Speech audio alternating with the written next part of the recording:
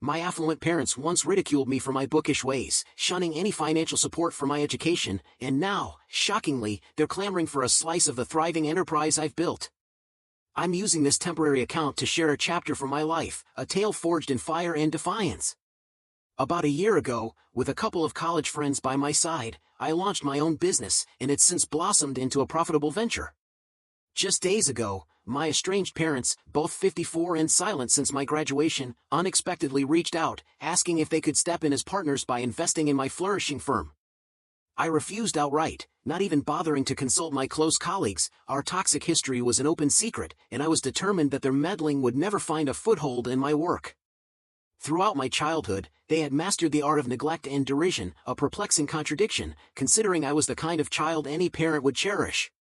Raised in a world of relentless achievement, my father a distinguished dental surgeon and my mother a formidable CEO, I was infused with ambition from my earliest days. Yet, inexplicably, they never celebrated my efforts, opting instead to deride my nerdy pursuits. Despite their wealth, they contributed little to even my most basic needs, acting out of nothing more than spite. I never truly understood the depth of their animosity until a late-night confession from my aunt, my father's youngest sister, now 46 and the only person who had ever truly understood me when I was 16. In a hushed, heart-wrenching moment, she revealed that deep down, they resented me for diverting the time, money, and effort they had long reserved for their own ambitions. Their decision to have me was not born of love but of familial pressure, and once trapped in that role, they chose to cope by belittling and tormenting me at every turn. In my youth, while everything material was provided, I was starved of parental support, no one to help with homework or school projects, no comforting hand in the midst of playground conflicts. Any request I made, however trivial, was met with scorn. They mocked my slight, nerdish frame and sneered at my passion for computers, branding me as destined to be nothing more than an IT guy, a living testament to their belief that investing in me was a colossal waste. This ceaseless emotional neglect cut deep, so much so that I began to internalize their insults, coming to believe that something was inherently wrong with me, that their failure to love was a mirror of my own inadequacy. In my teenage years, a spark of rebellion flared, only to be swiftly smothered by my father's iron-fisted threats of throwing me onto the streets if I didn't toe the line. I turned instead to my aunt, pouring out my heart while she implored me time and again to report them. Fear of the unknown, and a desperate desire not to burden anyone, left me to suffer in silence, clinging to her solace. When I finally learned the bitter rationale behind their cruelty, I resolved to vanish from their lives as soon as college ended. Sent off to public school, a final, damning testament to their indifference, I realized my potential was seen as expendable. It was a glaring signal that they cared nothing for my education or well-being. Yet, I still nursed a fragile hope until they coldly declared that once high school ended, at 18, I'd be cast out until I proved myself. They wouldn't even pay for my college tuition. That was the breaking point. I retorted with all the conviction of a bright, straight-A student, insisting that casting me out at the brink of college would irrevocably jeopardize my future. Their response was unyielding: "You don't have a future worth risking, so lower your aspirations." They sneered that my teachers and friends had deceived me into believing I was a genius, and that the pinnacle of my destiny was to be a mere IT guy locked away in a corporate cubicle. Such a demeaning vision was laughable, for even those so-called lowly technicians possess a mastery of their craft and deserve respect, truth that my narrow-minded parents would never grasp. When my pleas for tuition support fell on deaf ears, I made a desperate choice. A few weeks before my 18th birthday, I fled to my aunt's modest home, seeking refuge and a new start. I sent off a barrage of college applications, hunting for scholarships, while my aunt, ever the tireless advocate, tried in vain to sway my parents. In the end, we agreed I'd enroll at the school where a scholarship would cover most of the costs. Fortuitously, I secured admission at an institution offering near-full financial aid along with a solid computer science program, leaving me with cautious satisfaction. My aunt, a hard-working saleswoman who never enjoyed the lavish comforts of my parents, stepped in to cover every necessary expense. Though her means were modest, she became my rock. I rarely returned home, choosing instead the relative isolation of my dorm, especially when she was away on her frequent business trips. As college carried me farther from my oppressive past, a newfound freedom replaced the constant anxiety I'd known for so long. I flourished socially, forging deep bonds with friends who later became my trusted business partners as we launched our own IT firm, a venture that now thrives steadily. I had assumed my parents would remain indifferent to my progress, just as they had during my school years. Yet, when word spread that I was graduating as valedictorian, they suddenly attempted to reclaim a part of my life. They tried to attend my ceremony, only to be rebuffed. No tickets had been bought for them, no invitation extended, given our bitter estrangement. After the ceremony, I was stunned to see them standing alongside my equally irate aunt, likely vexed from having to deal with their uninvited intrusion. I had planned a night of celebration with friends, but fate steered me into a 2-hour brawl in my parents' hotel room. They fumed over their exclusion from my graduation, a bitter irony, considering they had once cast me out at 18, refused to fund my education despite their vast resources, and inflicted a lifetime of emotional abuse. Though I felt no duty to explain myself, I followed them to the hotel to contain their tantrum before unleashing all the pent-up anger I'd harbored.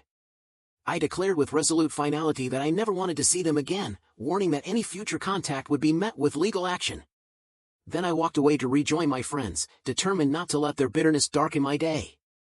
Later, my aunt confided that they were seething with anger and even musing over disinheriting me, a notion that mattered little since I never expected them to leave anything to me. And so, nearly 7 years have passed without a word exchanged between us. Out of the blue, just a few days ago, they phoned me after obtaining my number from my aunt, claiming they wished to apologize. She had meant to warn me, though the busy swirl of life had made her forget. Yet, their call bore no true remorse. It quickly veered into a business proposition, as if investing in my success could now atone for all those years of neglect. I refused outright, hanging up and blocking their number. My friends, well aware of my tumultuous past, backed my decision without hesitation. I braced myself for the fallout, but the very next day, they retaliated with a scathing Facebook post, tagging me and all my friends. Their words claimed I wasn't the self-made tech entrepreneur I prided myself on, but merely a beneficiary of daddy's money, having built a modest business solely on their inadvertent contributions, conveniently ignoring every ounce of support they'd once provided. I was utterly stunned, nearly tempted to call them out. Yet, before acting impulsively, I recalled the secret trove of videos I'd kept from my teenage years, a silent archive documenting every bitter day spent beneath their oppressive roof, reserved for a time when I might need to prove in court the cruelty I endured. I had long refrained from releasing these recordings to avoid further drama, but their recent tirade pushed me past restraint. At last, I unleashed those videos for all to see. At this point, I may have crossed a line. On my public Instagram profile, I penned lengthy, raw captions recounting the dark saga of my upbringing and then uploaded the videos to expose them. Immediately afterward, I contacted my lawyer, who, as it turned out, was already one step ahead, having initiated the paperwork for a defamation suit against my parents. I was preparing to consult my business partners, whose names had also been dragged into the incendiary post, to ensure they supported this legal course. Comments began pouring in from relatives and even some of my parents' friends, applauding the exposure and vouching that we had every legal right to proceed. I forwarded screenshots to my attorney for future evidence and made sure my partners were fully in the loop. Afterward, I waited for them to beg for forgiveness. Sure enough, a few days later, they called from my aunt's number, but instead of remorse, they demanded an apology, berating me for broadcasting those videos on my public profile. They argued that while their personal Facebook rants had reached only a few, my post was seen by thousands, and that hateful messages and threats were already pouring in. They warned that this exposure could effectively end their careers if their employers caught wind of it.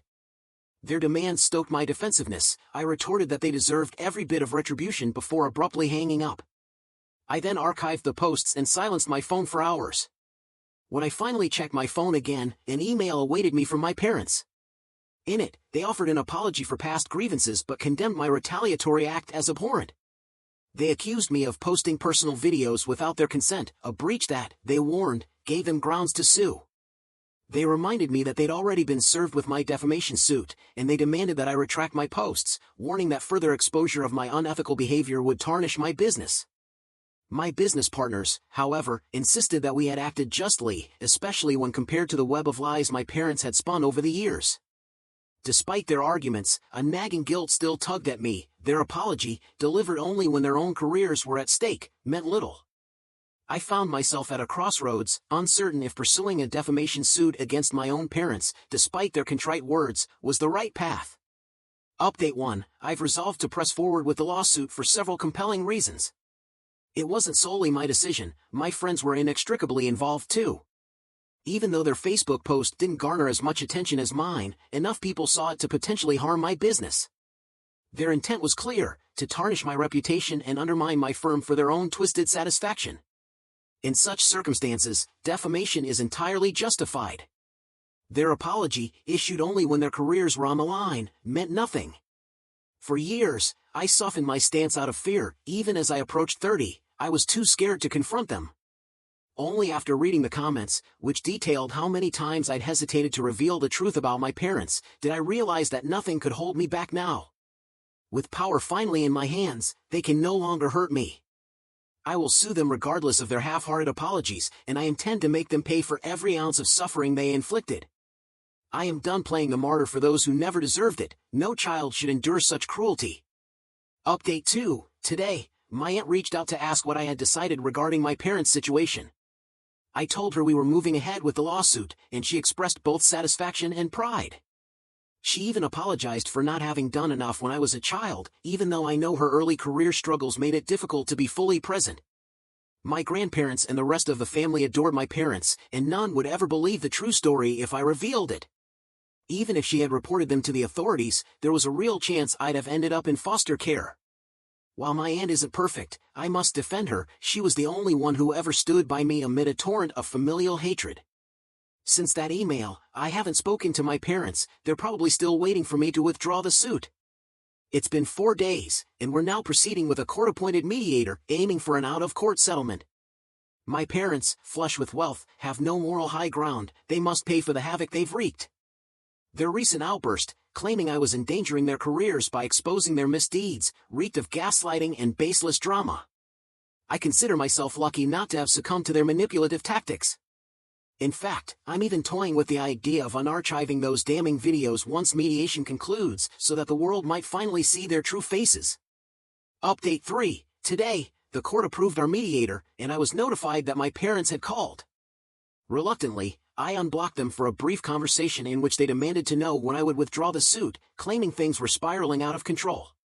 I flatly refused, and their reaction was explosive, an utterly chaotic call filled with incoherent, angry screams. I eventually hung up, only to receive a callback from my father, who fumed that I was infuriating him and that such stunts would not intimidate him.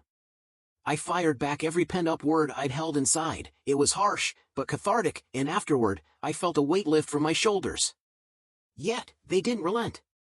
They called my aunt again, falsely accusing me of suing them for arbitrary reasons in a bid to manipulate her into persuading me to back down. My aunt, impervious to their tired family card tactics, reiterated that her sympathy had limits, warning that any further pestering would force her to involve the authorities.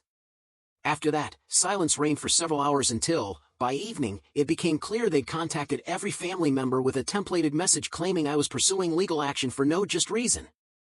Their desperate attempt to change my mind was transparent and pathetic. Now, with proceedings officially underway, I'm taking a brief respite. Fresh from lunch, I'm documenting this update. My parents may be vicious, but they're undeniably losing ground. If they want to avoid a courtroom battle, they must accept our terms. During lunch, I noticed my father glaring daggers at me while my mother theatrically attempted to console him, a charade that no one bought. Throughout this ordeal, my steadfast friends and business partners have offered unwavering support. One close friend even assured me he'd be there if I needed to talk, knowing full well the emotional toll this was taking. In the midst of such chaos and cruelty, I remain profoundly grateful for the love and loyalty of my true allies, especially my aunt, whose care has been a beacon of hope in the darkness of my past.